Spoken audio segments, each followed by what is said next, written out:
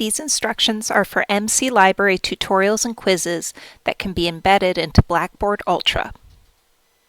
Begin at the page, Library Tutorials, Videos, and Quizzes for Faculty.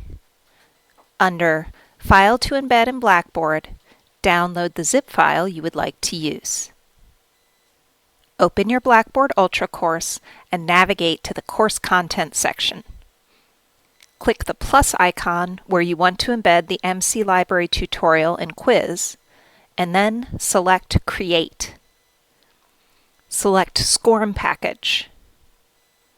Select Upload SCORM Package. Upload the zip file you downloaded before.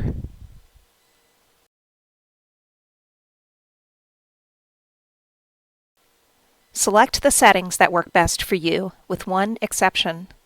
Under Attempts Allowed, choose Unlimited because the embedded tutorial is designed for this option.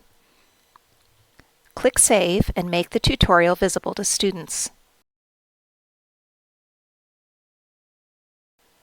The tutorial will now be available in your class. When students complete the quiz at the end of this tutorial, the scores will appear in your gradebook. 70% is a passing score.